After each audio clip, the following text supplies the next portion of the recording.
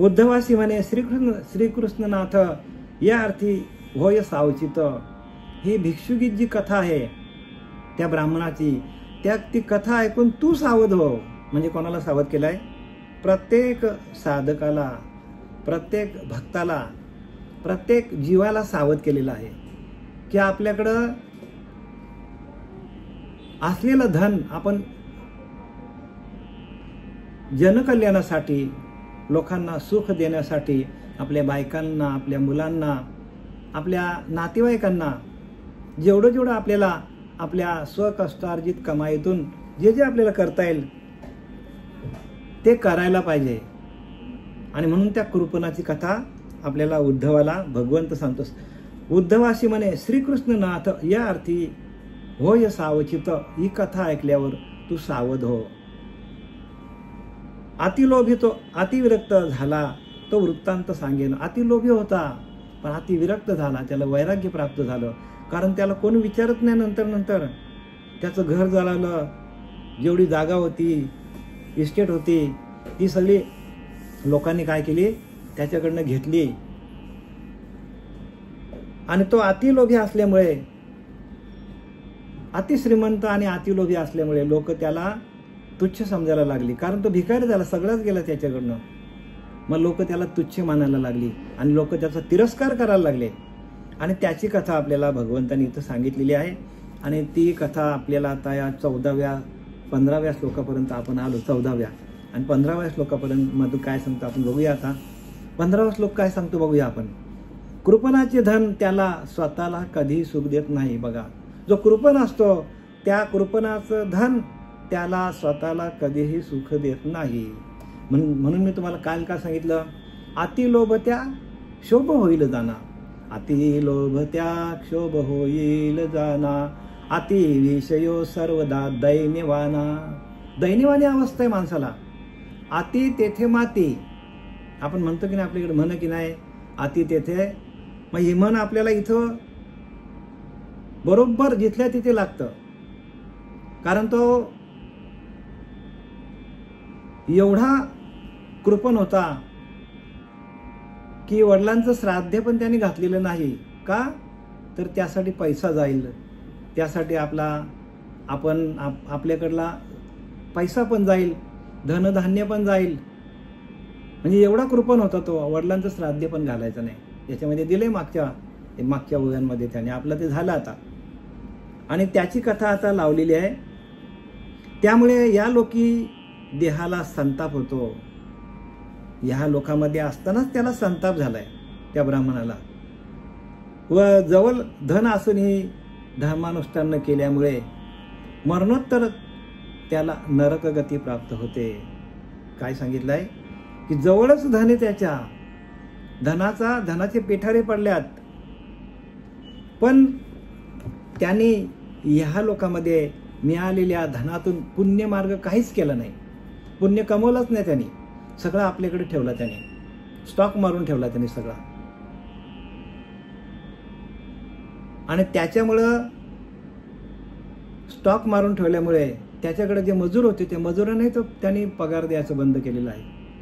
म्हणजे एवढा धनलोभी होत होता. आणि अशा धनलोभी माणसाला सांगतात या लोकांमध्ये तर कोणीच त्याला विचारणार नाही, पण परलोकाची वाट पण त्यांनी बंद करून टाकली. परलोकाची वाट बंद करून टाकली. का? तर जे नोकर कामाला होते त्या नोकरांना पण त्यांनी पगार दिलेला नाही. ह्या लोकांमध्ये त्याच्या शेतावर जे नोकर होते, नोकर चाकर होते, त्यांनाही पगार त्यांनी वेळेवर दिलेला नाही. म्हणजे असा त्याने सगळ्या बाजूने काय केलेलं आहे, तर त्यांनी सगळ्या बाजूने लोकांची काय घेतलेली आहे? बद्दुआ घेतलेली आहे. सगळ्या बाजूने बरं का. बायकोची, मुलांची, मुलींची, जावयांची, नातेवाईकांची, गाववाल्यांची, सगळ्यांची. एवढा तो कृपण होता. आणि त्या कृपणाची कथा आपल्याला सांगितली. आता कोणी?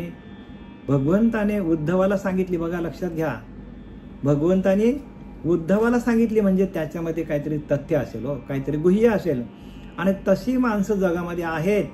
आणि म्हणून प्रत्यक्ष भगवंताने हे उद्धवाला हे ज्ञान दिलेलं आहे. आणि ते उद्धवाला म्हणजे, उद्धव म्हणजे आपणच बरं का. अर्जुन म्हणजे आपण, उद्धव म्हणजे आपण. आणि आपल्याला ते सांगितलेलं आहे. प्रायश्य जे धनबद्धक त्याशी येलो की नाही सुख, धनरक्षणे अति दुःख, ते जाता देख प्रमाणांत, ते जाता देख प्राणांत. काय सांगतात? जे धनबद्धक म्हणजे ज्याने धनाला बांधून ठेवलाय, धनाला काय केलंय? कोठडीत ठेवलंय, त्याचा उपयोग करत नाही आणि धन कमवता कमवता बद्ध झाले. बद्ध म्हणजे बांधले, ते धन लोभाने बांधला. बद्ध म्हणजे बांधलेला. बद्ध तो जाणी जायसा, अंधारीचा अंध जैसा, जैसे चक्षु विना दाही दिशा शून्याकार. समर्थ रामदास सांगतात, बद्ध तो जाणी जायसा. बद्ध कोणाला म्हणतात? अंधारीचा अंध जैसा. आंधळा आधीच आहे तो आणि परत अंधार सगळीकडे. रात्र आहे म्हणजे त्याच्याकडे अज्ञान आहे आणि परत त्याच्याकडे ज्ञान नाही, अज्ञान आहे त्याच्याकडे. अंधारीचा अंध जसा, अंधारामध्ये आंधळा. आता मला सांगा, एखादा आंधळा चाललाय आणि तो अंधारामध्ये चाललाय, आहे आधीच तो आंधळा आणि त्यात अंधार आहे. तसा बद्ध तो जाणी जायसा, अंधारीचा अंध जैसा, जैसे चक्षु विना दाही दिशा शून्याकार. चक्षुच नाही त्याला.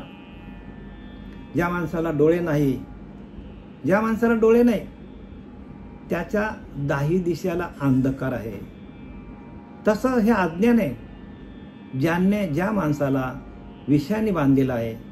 आता ह्या ब्राह्मणाला त्या कशाने बांधलाय? लोभाने बांधलाय. आणि लोभ हा त्याचा सगळ्यात मोठा शत्रू आहे. लोभ काय आहे? प्रत्येक माणसाचं बरं का. अति लोभ त्या क्षोभ होईल जाणा, अति विषयो सर्वदा दैन्यवाना. दैन्यवानी अवस्था करतात. काम, क्रोध आणि लोभ ही नरकाची दारं सांगितल्यात. ज्याच्याकडे काम असणे जास्तची, त्याला 100% नरकात जावं लागेल. ज्याच्याकडं क्रोध आहे, अत्यंत क्रोध, आणि तो क्रोध त्याने जर वापरला आणि त्या क्रोधातून जे त्याच्या हातातून जे काही गुन्हे होतील आणि त्या केलेल्या गुन्ह्यातून, केलेल्या कर्मातून त्याला आगा कर्मी जे उरावे ते सुख दुःख फलावे. ज्ञानवऱ्या सांगतात, आगा कर्मी जे उरावे ते सुख दुःख फलावे. कर्मातून जे आपल्याला, जे आपल्याकडनं होईल, माणसाकडनं होईल, ते प्रत्येक माणसाला जन्माला यावं लागतं आणि केलेल्या कर्माचं फल चांगलं असो वाईट असो पण मनुष्य देहाला येऊन ते भोगावं लागतं. आगा कर्मी जे उरावे ते सुख दुःख फलावे. तया ते भोगावे यावे देहायेक. या देहाला येऊन तो भोगावा लागतो. आणि असा हा कृपण बद्धक, काय शब्द वापरले? प्रायशः जे धनबद्धक, धनाने बद्ध झालेले लोभी माणसं, त्याशी ये लोक ना सुख. या लोकांमध्ये पण सुख नाही त्यांना. आणि धनरक्षणे अति दुःख. आणि धनाचा रक्षण करण्यासाठी त्यांना काय करावं लागतं? दुःख, अति दुःख आहे त्यांना, दुःख होतं त्यांना. धनाचा रक्षण जर व्यवस्थित केलं नाही तर तो धनच त्यांना काय करतो? दुःख देतो. ते जाता देख प्राणांत. आणि ते जाता देख प्राणांत. आणि हा धनच काय करतो त्यांना? अंतकाली म्हणजे जीव जाताना, देह ठेवताना तो धनच त्यांना त्रास देतो. कोण त्रास देतो? जशी इच्छा, आकांक्षा, कामना, भावना असूया ह्या माणसाला अंतकाली त्रास देतात. त्यातलाच एक प्रकार आहे की हा लोभ जो आहे, हा लोभ तो काय करतो? प्रत्येक माणसाला लोभ हा वासनेत मोडतो. वासनेपोटी जन्म घ्यावा लागे. तसं त्याला धनरक्षणासाठी पण त्याला अतिदुःख झालं आणि या लोकांमध्ये त्याला सुख मिळालं नाही. आणि धनाच्या रक्षणासाठी रक्षण करता आलं नाही, जर धन हातातनं गेलं तर माणसाला दुःख होतं. आणि जे जाता देख प्राणांत. आणि अंतकाली जाताना पण काय करतो? ह्या वासना ज्या असतात त्या आपल्याला माणसाला त्रास देतात. प्रत्येक माणसाला बरं का. आपल्या पिंडामध्ये अंतिमती तैशी प्राणिया जानगती.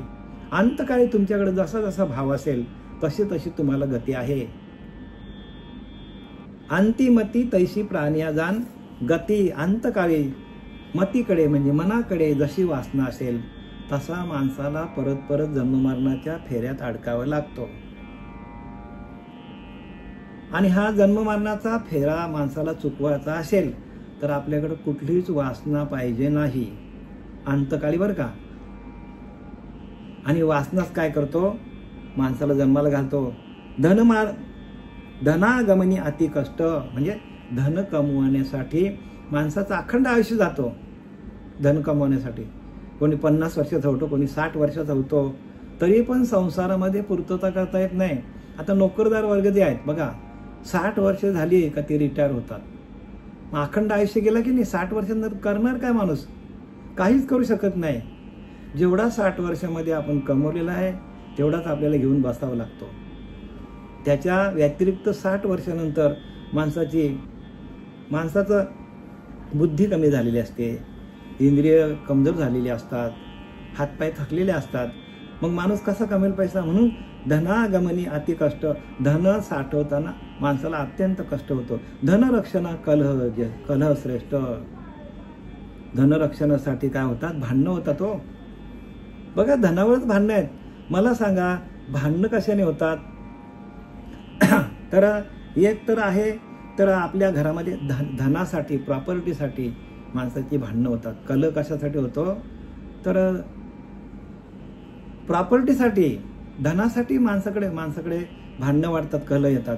आणि धनाशय होय हृदयस्फोट. आणि जेवढा धन कमवलेल्या माणसाने तेवढा हातातनं निघून गेला हृदयस्फोट, म्हणजे हार्ट अटॅक होतो माणसाला. बघा, नाथबाबांनी त्यावेळेला लिहून ठेवले. काय लिहिलंय? धननाशे होय हृदयस्फोट, इहलोकी कष्ट धनलोभ्या. पण ह्या लोकांमध्ये ज्यांच्याकडं जो धनलोभी आहे त्याला अत्यंत कष्ट होतो, त्याला दुःख होतो. हृदयाच्या झटक्यामध्ये माणूस मरू शकतो. कारण धनावरती संपूर्ण त्याचा जीव बसलेला असतो. जे त्यांनी कमवलेलं कष्ट आहे, कमवलेली प्रॉपर्टी आहे, ती प्रॉपर्टी सोडताना त्याला अत्यंत दुःख होतो. आणि म्हणून काय काय माणसांना त्या लोभापोटी, त्या वासनेपोटी हार्ट अटॅक येतो आणि माणूस मरतो. आपण म्हणतो की याला हार्ट अटॅक का आला? त्याला लोभ झाला होता. आणि या लोभापोटी माणसाला परत परत जन्म घ्यावा लागतो. परत परत जन्माला येणं आणि मरणं. उपजेते नाशे नाशिले ते पुनरुपी दिशे. हे घटिका यंत्र जैसे परिभ्रमेगा. काय लिहिलंय? उपजेते नाशे नाशिले ते पुनरुपी दिशे. हाच ना माणसाचा जन्म मिळालाय आणि तो मेल्यानंतर जशा वासना असतील तसा परत परत जन्माला यावं लागतो. धनागमनी अति कष्ट, धनरक्षणी कलह श्रेष्ठ. धननाश होय हृदयस्फोट, इहलोकी कष्ट धनलोभ्या. ह्या लोकांमध्ये जो धनलोभी आहे त्याला हे सगळे कष्ट आहेत. आणि म्हणून प्रत्येकाने काय करायचं? कर्म करायचं, पण कर्माच्या फलाची अपेक्षा करायची नाही. हा कर्मफल त्यागो आवडे किर असलगो.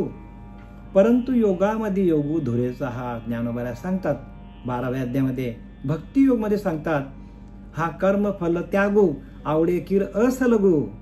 म्हणजे कर्माच्या फलाचा त्याग करणं सोपं वाटतं, पण तो सगळ्यात कठीण आहे. कारण कर्माच्या फळाचा त्याग करता येत नाही माणसाला. त्या फळालाच माणूस काय करतो? चिटकून बसतो. हा कर्मफल त्यागू आवडे किर असलगू, परंतु योगामध्ये योगू धुरेचा हा. परंतु अर्जुना, हा सगळ्यात श्रेष्ठ योग आहे. कर्म करा, पण फळाची अपेक्षा करू नका. कारण फळच काय करतो माणसाला? पुनरपी जननम पुनरपी मरणम पुनरपी जननी जठरी शयनम. आपल्याला जन्म मरणाच्या फेऱ्यामध्ये अडकवतो. आणि सगळ्यात मोठी भक्ती कोणती असेल? तर केलेल्या कर्माच्या फळाचा त्याग करणं, ही सगळ्यात मोठी भक्ती. आणि त्याच्यासाठी आपल्याला साधना करायची, त्याच्यासाठी आपल्याला ध्यान करायचं. की त्या ध्यान करता करता त्या भगवंताशी एकरूप झालो आपण, की आपल्याला आपल्या देहाचा विसर पडतो, आपल्या मनाचा विसर पडतो. आपली इंद्रिय एका आत्मतत्वाकडे, आत्मस्वरूपाकडे येतात, एका आत्मदेवाकडे येतात. आणि आत्मदेव हाच आपला भगवंत आहे. आणि आपल्या मनाचा स्पर्श जर त्या भगवंताला झाला किंवा भगवंताने आपला मन रामरूप केला तर आपल्याकडे कोणत्याच वासना येत नाही, आपल्याला कुठल्याच गोष्टीचा त्रास होत नाही. सोपं उपाय सांगितले बघा, सोपे वर्म आम्हा सांगितले. संतांनी आपल्याला सोपं वर्म सांगितले. सोपं आहे पण हे कठीण आहे. का तर कोणी सांगणारं कोणीच नाही. सांगणारे जे आहेत, जे सांगणारे महात्मे आहेत, त्यांच्या पोटातच नाही तर ओठात येईल कुठनं? पोटात पाहिजे हो. पोटात असेल तर ओठात येईल ना. आणि पोटातच नसेल तर ओठात येईल का? म्हणजे त्यांना जे काय चाललंय जगामध्ये ते काय खरं नाही महाराज. जे काय बघा इथं काय सांगितलंय, हा कर्मफल त्यागू. ज्ञानोबऱ्या सांगतात म्हणणार, ज्ञानोबऱ्यांना धरा, तुकोबऱ्यांना धरा, नाथबाबांना धरा, आपल्या आयुष्याचं कल्याण होईल. हे संत येऊन गेले, आपले महाराष्ट्रातले संत आहेत. आणि संपूर्ण महाराष्ट्र भक्तिमय करून टाकला त्यांनी. आणि आपण चाललोय कुठे? आपण वेगळ्याच मार्गाला चाललोय. ज्या मार्गामध्ये आपण जायला पाहिजे तो मार्ग आपण टाकून चाललोय. आणि म्हणून तुकोबऱ्या सांगतात, आम्ही वैकुंठवासी आलो याच कारणाशी, याच कारणाशी. बोलिले जे ऋषी साच भाव वर्तावया. झाडू संतांचे मार्ग आडराणी भरले व जग, सगळं जग आडराणाला चालले. संतांच्या मार्गाला कोणी येतच नाही. का? मटण मच्छी सुटत नाही ना, दारू सुटत नाही ना, वाईट कर्म सुटत नाही ना माणसाचे. आणि म्हणून या खऱ्या मार्गाला कोणी येत नाही. गळ्यात माल घाल नाही सांगतात का? माल नको बाबा. जसं काय याला आपण कापायलाच चालवले, माल घालायचे म्हणजे. माल घाला. जोपर्यंत आपण तुळशी माल घालत नाही तोपर्यंत हे ज्ञान कसं मिळेल? तुळशी मालेचा अर्थ तोच आहे की आपला देह आपण भगवंताला समर्पण केला. आणि जे काय होईल भगवंता ते तूच माझ्याकडनं करून घे, मीच तुला देह समर्पित केलेला आहे. एकदा का आपण समर्पित भाव के भगवंताला हा देह वाहून टाकला तर या देहाकडनं होणारं कार्य भगवंत करतो, आपण थोडं करतो. आणि जोपर्यंत तुळशी माळ नाही तोपर्यंत माणसाला वाटतं मी करतो, हे सगळं मी केलं, हे माझं, मी आणि माझं, मी आणि माझं, हेच सगळं चालतं सगळीकडं. मी आणि माझं भ्रांतीच ओझ लिहिलं की नाही. आणि हे मी आणि माझं हे परत आपल्याला जन्माला घालतो. आणि म्हणून आपण काय करायला पाहिजे? तुळशी माल गळा, गोपीचंद टिळा आणि हृदय कळवला वैष्णवांचा. वैष्णव पंथामध्ये आलं पाहिजे. ह्या पंथाला कसं आहे तर ह्या पंथाला, ह्या प्रत्येक ह्या पंथाला जे आहे ते एक काय आहे तर आदिनाथ गुरु सकळ सिद्धांत. म्हणजे ह्या पंथाला काय आहे तर कुठेतरी स्थान आहे, हे मूळ आहे.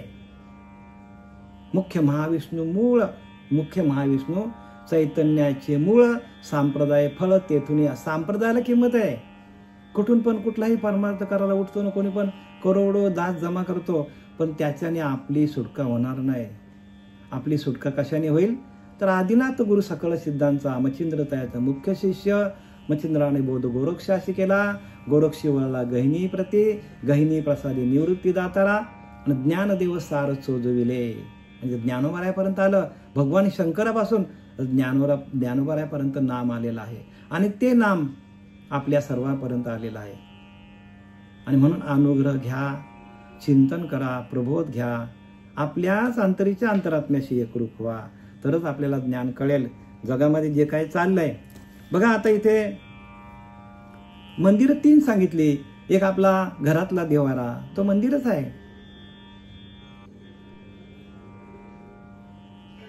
दुसरी मंदिरं, आपण ज्या मंदिरामध्ये जातो तो दुसरी मंदिर आहेत. आणि तिसरा मंदिर जो आहे त्या तिसऱ्या मंदिरामध्ये कोणी जात नाही हो. आणि तो तिसरा मंदिर कोणता आहे तर हृदयरूपी मंदिर आहे. आणि त्या हृदयरूपी मंदिरामध्ये भगवंत राहतो, नारायण राहतो. म्हणून तया नारायणाला मनी अखंड आठवावे ध्यानी, मग ते लक्ष्मी तयापासून जाईलच कशी. जयाची लक्ष्मी तो नारायण बलकट धरावा, समर्थ रामदासांनी लिहिलंय. त्या नारायणाला धरता आलं पाहिजे. तो नारायण आपल्या हृदयामध्ये, हृदयस्तु नारायण नाना. शरीर हीच मंदिर आहे, आतमध्ये राहायचे जीवेश्वर. शरीर हाच आपलं मंदिर आहे. आणि त्या मंदिरामध्ये तो परमात्मा बसलेला आहे. त्या परमात्म्याची पूजा कोणीच करत नाही. त्या आत्मदेवाची पूजा करा. ज्ञानदेव म्हणे भजा आत्मदेवा, अखंड सेवा त्याची करा हो. ती कोणी करत नाही. त्या हृदयस्थाच्या ठाई भजनशील कोणीच नाही, या लागी करता बाह्य उपायी जण अपाय पडतात. ते नाथ बाबा सांगतात बघा. त्या हृदयामध्ये असलेल्या भगवंताचं भजन कोणीच करत नाही. आणि म्हणून परमार्थ महाधन आहे. जोडी संतांचे पाय. संतांच्या मार्गामध्ये आलो तर हे कोण सांगेल? जे असंत आहेत, जे अनामी आहेत, त्यांना हे कळायचं नाही ज्ञान. कारण हे गुह्य ज्ञान आहे. गुह्यातलं गुह्य आहे.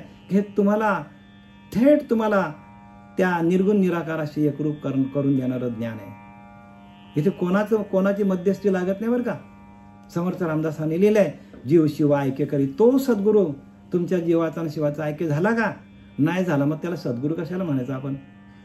दिला का करून तुम्हाला जीवाचा शिवाचा ऐके करून? नाही दिला. मग नाही दिलं, मग त्याला सद्गुरू कसं म्हणता येईल? त्याला येईल का म्हणता? ते गुरुच आहेत ना हो. आणि म्हणून इथं काय सांगतात बघा, बघा काय सांगतात.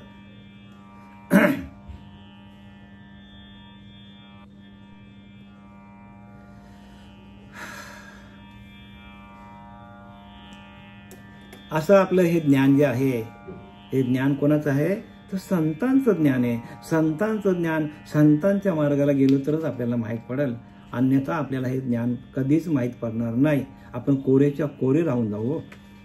कोरेच्या कोरे. जीव परमात्मा दोन्ही चुकामुकी झाली भ्रमपट्टणी, त्याशी एका एका होता मिलनी, रडे दीर्घ स्वरे स्पुंदत. नाथ बाबा सांगतात, जीव परमात्मा दोन्ही, जीव आणि परमात्मा एका आसनावर बसलो आपण, जीवाची आणि शिवाची भेट होते. चुकामुकी झाली भ्रमपट्टणी. बघा, जीवाची आणि परमात्म्याची अनेक जन्मामध्ये आपली चुकामुक झालेली आहे. त्याशी एका एका होता मिळणे. ध्यानाला बसून जीवाचा ना शिवाचा ऐक्य झाला. रडे दीर्घ स्वरे स्पुंदत. माणूस रडतो काय, हसतो काय, गातो काय, उड्या काय मारतो, अष्टसात्विक भाव होतात. आणि तिथून ज्ञानाची प्रगती. बरं का, ज्ञानाची प्रगती कुठून आहे? आणि नाथ बाबा सांगतात, देव सदा जवळीच असे, त्या लागी जन कैसे पिसे, पाहो जाता देशो देशे, तो देखोनी हसे गदगदा. हा हा हा हा हा, गदगदा हसायला लागतो. का? तर जीवाचा आणि शिवाचा ऐक्य होतो ध्यानाला बसल्यावर. आणि तिथून ज्ञानाची प्राप्ती होते आपल्याला. देव सदा जवळीच असे. बघा, नाथ बाबा सांगतात बरं का, देव जवळच आहे. त्या लागी जन कैसे पिसे, लोक वेडे झाल्यात म्हणतो. पाहो जाता देशो देशे, या देशात जा, त्या देशात जा, या मंदिरात जा, त्या मंदिरात जाता. आणि हृदयरूपी मंदिरामध्ये भगवंत बसले, तो त्याची ओळख कधी पटेल आपल्याला? आणि त्याच्या ओळखीसाठी सगळी भक्ती मार्ग. बरं का. आणि तिथं कोणी आणत नाही हो. आणि इथं आपला काय होतो? आपला घात होतो. आपलाच घात होतो आपल्या हाताने. आणि आपला घात होऊ नये म्हणून अशा सद्गुरूला शरण जायचा की जो आपल्याला देव सदा जवळीच असे. आपल्या जवळच देव आहे. नाना शरीर हीच मंदिर आहे, आतमध्ये राहायचे जीवेश्वरे. आतमध्ये जीव नावाचा ईश्वर राहतो. आणि तो जीवच आपल्याला काय आहे? ईश्वर आपला. आणि जीवाला शिवाची भेट करून दिली. गुरूंचं कार्य संपलं, आता आपणच करत राहायचं. म्हणून गुरु त्याला म्हणतात, धनागमनी अतिकष्ट, धनरक्षणा कलह श्रेष्ठ, धननाशे होय हृदयस्फोट, इहलोकी कष्टी धनलोभ्या, या परी इहलोकी दुःख, अधर्मे खुंटला परलोक, मरती उदरी आदळे नरक, आवश्यक धनलोभ्या. बघा काय सांगतात इथे. शिवाय अर्ध्या अधर्मामुळे, बघा, अधर्मामुळे परलोक अंतरतो. कारण त्याच्या कंजूसगिरीमुळे किंवा त्या धनलोभामुळे त्याच्याकडनं अधर्म घडला. कोणाला अधर्म घडला? त्या ब्राह्मणाला अधर्म घडला. जातीने ब्राह्मण, पण तो लोभी निघाला. आणि त्याचं गीत आपल्याला नाथबाबांनी सांगितलं. आता मरतक्षणी त्याच्यावर नरकच कोसळतो. बघा, नरक म्हणजे काय? आता मी तुम्हाला सांगितलं, काम क्रोध आणि लोभ ही नरकाची दारे आहेत. अतिलोभ, अतिकाम, अतिलोभ त्या क्षोभ होईल जाना, अतिविषयो सर्वदा दैन्यवाना. दैन्यवानी अवस्था तेच सांगितलेत नाथ बाबा, पण तेच सांगतात. समर्थ रामदासांनी हे सांगितलंय. आणि नाथ बाबा पण तेच सांगतात. काय सांगतात नाथ बाबा? की या परी हे लोकी दुःख अधर्मे खुंटल्या, परलोक मरता उरी आदळे नरक. बघा कुठे जातो? नरकामध्ये जातो. आवश्यक धनलोभ्या 100%. जो धनाचा लोभी आहे त्याला नरक यातना, नरकामध्ये जावं लागतं. नरकामध्ये. जो धर्म करीना स्वये न खाये, धर्म पण करत नाही आणि स्वतः पण खात नाही आणि दुसऱ्यालाही खाऊन देत नाही. स्वतःही खात नाही आणि दुसऱ्यालाही खाऊन देत नाही. जो मज सारिका कदरी होय, त्याची चढते वाढते दुःख पाहे, नाही सुख सोय कदर या. जो धर्म पण करत नाही, बघा काय सांगितलंय ते, की जो धर्म पण करत नाही, जो दान धर्म पण करत नाही. चला बाबा दान धर्म केला आलेल्या पैशातून तरी पुण्य वाढेल त्याचा, पण तो दान धर्म पण करत नाही, स्वतःच्या पोटाला पण खात नाही. स्वतःच्या पोटाला पण चिमटा घेतलाय, तिथं पण खात नाही. आणि त्या माझ्यासारख्या कृपणाला कधी सुख मिळणार नाही. आणि तो आता कबुली जबाब द्यायला लागला. कोण? जो ब्राह्मण होता धनलोभी, त्याच्यावर सगळे प्रसंग आले. लोकांनी ज्याला हाकलून दिला, बायकोने हाकलून दिला, मुलांनी हाकलून दिला, समाजाने टाकून दिला. लोक त्याच्या अंगावर थुंकायला लागले आणि हा कालतोंड्या इथं कुठं आला म्हणायला लागले. आमच्यासमोर जा तोंड दाखव नको सांगायला लागले. अशा सर्व लोकांनी त्याला टाकून दिला. आणि म्हणून तिथं ओवी आहे की उद्धवाशी म्हणे श्रीकृष्णनाथ. उद्धवाला श्रीकृष्णनाथ सांगतो, या अर्थी होय सावचित. मी तुला जी गोष्ट सांगितली आता तू सावध हो. अतिलोभी तो अतिविरक्त झाला. तो वृत्तांत सांगेन. अतिलोभी होता तो अतिविरक्त झाला. कसा झाला? प्रसंग आले म्हणून. म्हणून प्रत्येक माणसावर ज्या वेळेला संकट येतात, अगदी मरण ओढेल माणसाला एवढी संकट येतात, त्यावेळेला माणसाला खरा भक्ती मार्ग करतो. जो तापत्रयी पळला संसार दुःखे दुखावला, तोच एक अधिकारी झाला. परमार्थाशी परमार्थाला तो अधिकार आहे की सगळे उदंड दुःख भोगिले जेणे, तयाशीच परमार्थ बाणे. ज्याने अत्यंत दुःख भोगले त्यालाच परमार्थ कळेल. बाकी लोकांना परमार्थ अजिबात कळणार नाही. तो म्हणेल की आहे तरुण तर घ्या मजा करून, असं म्हणेल तो. पण त्यालाही कळणार नाही. का कळणार नाही? त्याच्यावर कसल्याही प्रकारचं ज्याच्यावर कसल्याही प्रकारचं संकट आलेलं नाही, जो कुठल्याही दुःखात पडलेला नाही, तो सुखाने वागतो, त्याला परमार्थ अजिबात कळत नाही. आणि म्हणून समर्थ रामदास सांगतात की समर्थ रामदास सांगते एक ओवी आहे आणि त्या ओवीच्या माध्यमातून सांगतात की ज्याच्यावर अनेक संकट आली, बहु दुःख भोगिले जेणे, जया नाही अनुताप. बघा काय सांगतात, जया नाही अनुताप हे त्याचे पूर्व पाप. जया नाही अनुताप, ज्याला अणूंचा तापच होत नाही त्याचं पापी आहे, तो सांगतात. मग ज्याला ताप दुःख कष्ट आहे तो परमार्थ करतो, कारण की त्याच्याकडे पुण्य शिल्लक आहे आणि त्या आलेल्या पुण्य घेऊन आलेला आहे. ते पुण्य वाढवण्याचं काम कोण करतो? तर ज्याला ताप दुःख कष्ट आले संसारामध्ये, शरीराला काही व्याधी झाल्या, प्रपंचामध्ये काही आपल्याला समस्या आल्या, तर माणूस भजन करतो, अन्यथा माणूस भजन करत नाही. त्या माझ्यासारख्या कृपणाला कधीही सुख मिळत नाही. काय सांगितलंय? मी कृपण होतो, मला कधीही सुख मिळालं नाही. जो धर्म करीना स्वये न खाये, धर्म करून धर्म पण करत नाही, स्वतः पण खात नाही. जो मजसारिका कर्दयू होय, तो कृपण माझ्यासारखा आणि त्याशी चढते वाढते दुःख पाहे. आणि त्याच माणसाला चढते वाढते दुःख भोगायला येतो, नाही सुख सोयी कर्दया. आणि त्याला कधीही सुख मिळत नाही लोभी माणसाला. सरळ सरळ लिहिले की नाही याच्यामध्ये की लोभी माणसाला कधीही सुख मिळत नाही. लोभाची वस्ती जी ठाई, ते स्वप्नीही सुख नाही. बघा, ज्याच्या हृदयामध्ये लोभाची वस्ती आहे, लोभ ज्याच्या हृदयामध्ये आहे, त्याला स्वप्नात पण सुख मिळणार नाही. लोभाची वस्ती जी ठाई, ते तर स्वप्नीही सुख नाही, स्वप्नात पण सुख नाही मिळणार. मग लोभ काय करतो? लोभच माणसाला अधोगतीला घेऊन जातो. लोभ अतिशय निंद्य पाही. बघा, ज्याच्याकडं लोभ वाढलाय त्याची लोक 100% निंदा करणार. 100% निंदा होते बरं का अशा माणसाची. त्या आपण स्वमुखेही सांगत. आता तो ब्राह्मण स्वतःच्या मुखातून सांगायला लागला. कधी?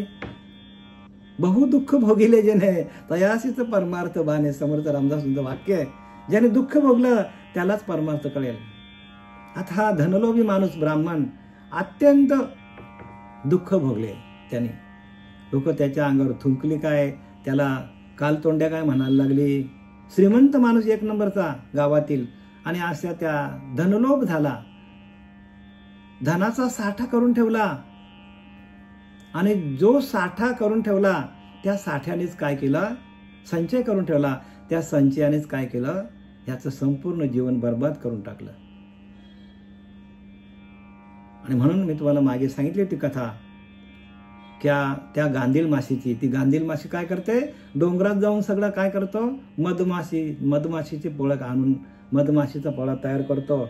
आणि तयार केलेला पोळा जो आहे तो पूर्णपणे त्याच्यामध्ये मध तयार होतो. आणि मग तो मध काढणारा येतो त्या डोंगरामध्ये आणि त्या माश्या सगळ्या जाळून टाकतो. किंवा तो मधमाशाचा पोळा हलवतो, सगळे माश्या पळतात आणि तो काय मध सगळा घेऊन जातो. म्हणजे कुठल्याही गोष्टीचा अतिसंचय करणं हे प्रत्येक माणसाच्या जीवाला घात आहे, जीवाचा घात करणार आहे. जसं त्या माशीचा घात झाला तसं ह्या धनलोभ्या ब्राह्मणाचा पण घातच झालेला आहे. आणि म्हणून आता तो देवाचा धावा करायला लागलेला आहे असं नाथ महाराज इथे सांगतात. लोभाची वस्ती जी ठाई ते तर स्वप्नेही सुख नाही. स्वप्नात पण त्यांना सुख मिळणार नाही. कारण लोभी माणसाच्या हृदयामध्ये अखंड त्या लोभाचंच चिंतन असतो. 2चे 4, 4चे 8, 8चे 10, 1 लाखाचे 2 लाख, 2 लाखाचे 2 करोड, 2 करोडचे 10 करोड, 10 करोडचे अब्ज रुपये जर कमवले तरी त्यांना समाधान मिळत नाही. कशासाठी करायचं आहे हे त्याला कळत नाही. पण त्याचा तो काय असतो? तो लोभी असतो. आणि त्या लोभामुळे काय होतं? त्याचा घात होतो. लोभ अतिशय निंद्य आहे. आणि त्या लोभामुळं त्याला लोक शिव्या द्यायला लागले, त्याला तुच्छ समजायला लागले. बायका पोराने टाकून दिला, जावयाने टाकून दिलं, मुलींनी टाकून दिलं, बाप असताना देखील. बघा का? तर त्याने आपल्या पैशाचा विनियोग योग्य प्रकारे केला नाही. आलेला पैशाचा विनियोग करता यायला पाहिजे. आपल्याला जिथल्या तिथे विनियोग करता यायला पाहिजे. शरीर दिलंय, शरीराचा पण विनियोग योग्य प्रकारे कर. डोळे दिल्यात, डोळ्यांचा विनियोग योग्य प्रकारे करता यायला पाहिजे. जर डोळ्यांचा पण विनियोग आपण योग्य प्रकारे केला नाही तर आपल्याला पाप लागतो. आपल्याला वाचा दिली भगवंताने, किती सुंदर वाचा दिलेली आहे. पण वाचेचा विनियोग आपण जर दुसऱ्याला त्रास देण्यासाठी केला तर आपल्याला काय होतो? शब्द हे ब्रह्म आहे आणि ते शब्द ब्रह्म आपल्याला वापरता यायला पाहिजे.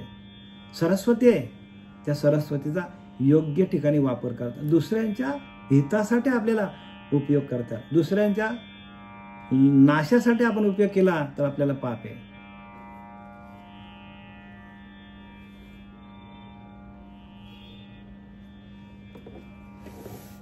आता आपल्याला या 15व्या श्लोकामध्ये जे काही सांगितलं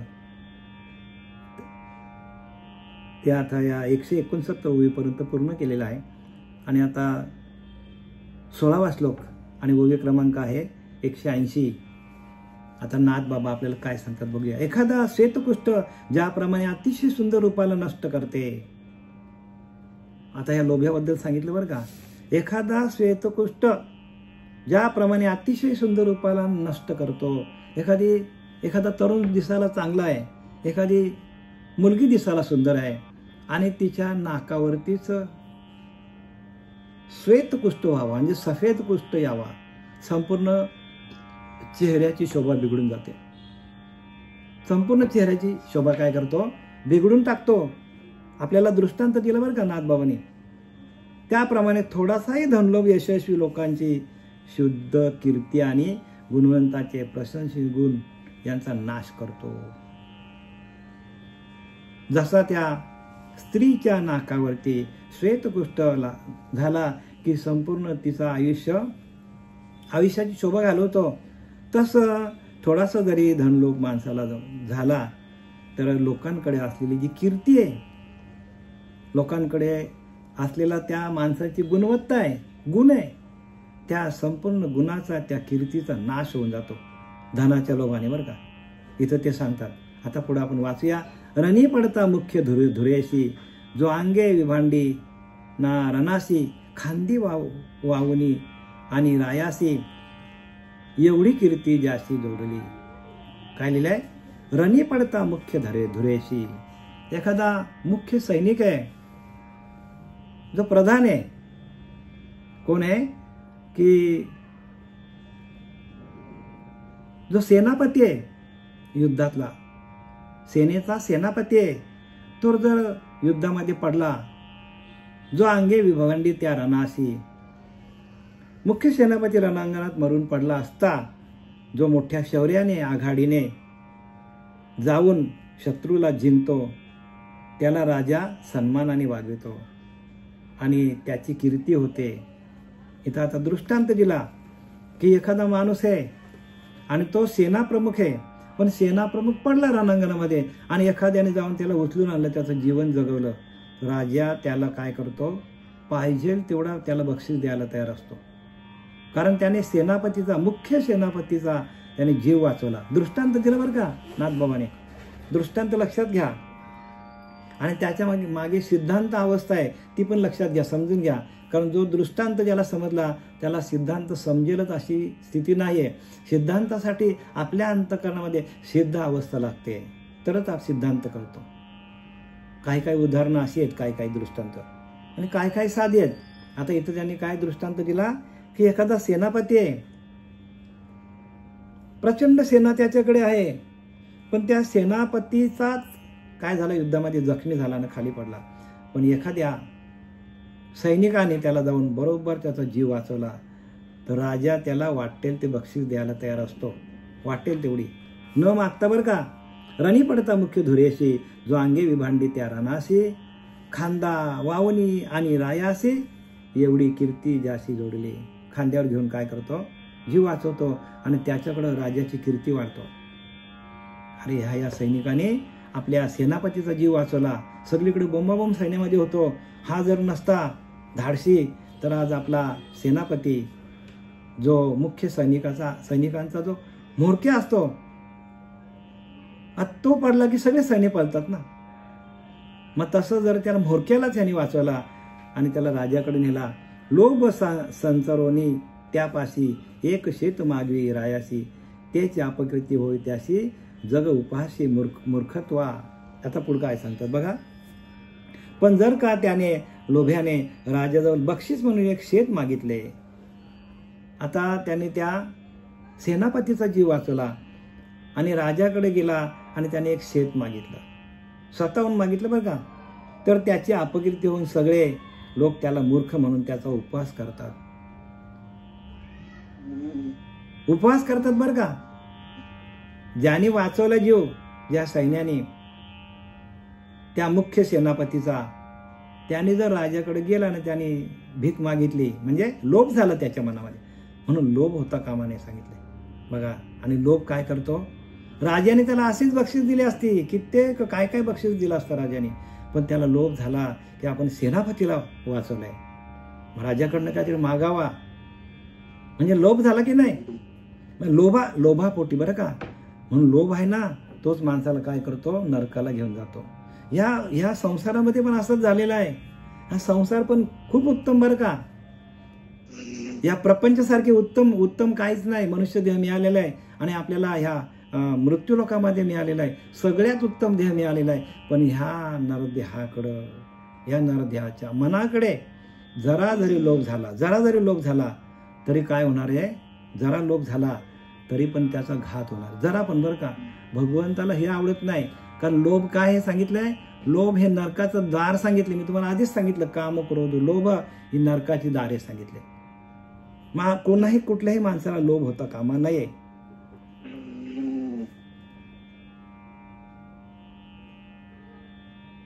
लोभ संचारोनी त्यापाशी एक शेत मागवी रायासी, तोची अपकीर्ती होई त्याशी जन उपहासी मूर्खता.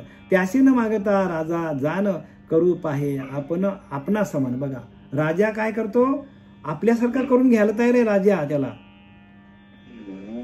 राजा आपल्यासारखा करून घ्यायला तयार आहे, पण ह्या माणसाच्या मनामध्ये लोभ आहे, मला काहीतरी शेत द्यावा, काहीतरी सोना द्यावा ना.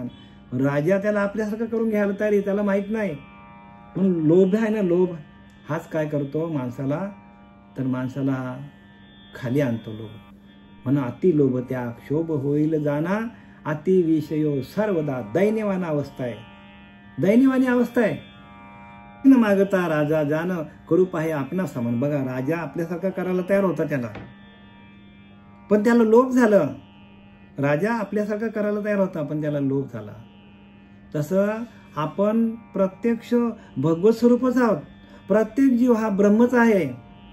काय सांगायचं बघा, आणि हा दृष्टांत सिद्धांत काय सांगतो की प्रत्येक माणूस हा ब्रह्म आहे, पण तो ब्रह्मपदापासून आपण च्युत झालेला आहे, खाली गेलाय, उतरलं. का तर त्याला कळत नाही की आपण परब्रह्म आहोत.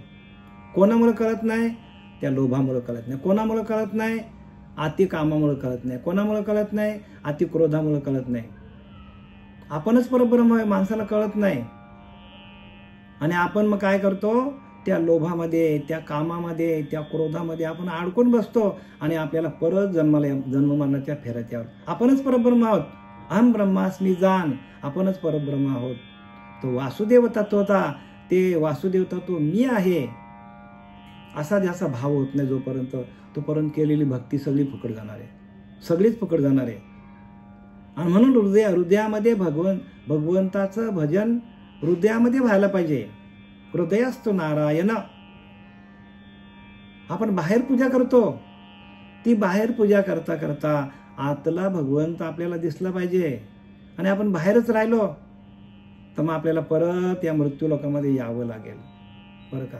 आणि तो जन्ममरणाचा फेरा चुकवण्यासाठी आतल्या अंतरीच्या अंतरात्म्याशी एकरूप होऊन सर्व संतांनी काय केलं, सर्व संतांनी त्या देवाला, हृदयस्थ नारायणला प्रगट केलं, आपलंसं केलं. आणि ते या लोकातून परलोकामध्ये गेले. म्हणून यहलोक साधण्यासाठी जाणत्याची संगत धरणे, परंतु परलोक साधण्यासाठी सद्गुरू पाहिजे. परलोकाची प्राप्ती कशी होईल आपल्याला, तर त्यासाठी गुरु करावा पाहिजे. आणि गुरु तोच, गुरु वही जो हरि ही मिलावे, गुरु वही जो हरि से मिलावे. कबीरदास सांगतात, गुरु त्यालाच म्हणा की जो आपल्या आतमध्ये असलेले त्या हरीला, त्या अंतरेच्या अंतरात्म्याशी एकरूप करून देणारा तोच गुरु आहे आपला. बाकी सगळे गुरु नाहीत ते. मग ते समाज प्रबोधनकार आहेत, त्याच्याने आपला हित होणार नाही. आपल्याच अंतरीच्या अंतरात्म्याशी आपलं एकरूप व्हायला पाहिजे. खरोखर त्याने न मागताच राजाने त्याला संपन्न केले असते. बघा संपन्न केले असते, परंतु त्याच्या लोभामुळे आणि त्याच्या मूर्खपणा त्याला कामाला आला. का तर त्याला लोभ झाला. स्वयंकरिता त्याशी न मागता राजा जाण करू पाहे आपणा समान. आपल्यासारखा, आपणासारखे करीती तात्काळ नाही काळ वेळ तया लागे. श्री गुरु आपल्यासारखे करून घेतात. आपणासारखे करीती तात्काळ नाही काळ वेळ तया लागे. श्री गुरु काय करतात, साधकाला आपल्यासारखं बनवतात. इथे काय पंथामध्ये असं की सगळे कायमचेच गुरु राहिले, आपल्यासारखं करतच नाही. ते गुरुने आपण आयुष्यभर त्यांचा दास एवढाच बस, आपल्याला गुरु बनवत नाही ते. आणि ह्या वारकरी संप्रदायामध्ये किंवा या आनंद संप्रदायामध्ये गुरु आणि शिष्य एकच पद, त्याचं नाही भेदाभेद. गुरु आणि शिष्य एकच पद आहे. तो गुरु काय करतो, शिष्याला आपल्यासारखा बनवतो. आपल्यासारखा, आपणासारखे करीती तात्काळ. तात्काळ म्हणजे ताबडतोब अनुग्रह दिल्या आपण गुरुसारखा होऊन जातो. आणि इकडे इतर पंथामध्ये आयुष्यभर आपण काय करायचं, दास व्हायचं त्याचं, आणि एकटाच गुरु. आणि इकडे संतांनी प्रत्येकाला, प्रत्येक साधकाला आपल्या पदावर बसवलेलं आहे. आपल्या पदावर बसवलं. आपल्या आपणासारखे करीती तात्काळ. गुरु सारखाच शिष्य व्हायला पाहिजे. म्हणून समर्थ रामदासाने लिहिले, गुरु शिष्य एकची पद तेथे नाही भेदाभेद, परंतु देहाचा संबंध तोडला पाहिजे, म्हणजे देहबुद्धी जायला पाहिजे.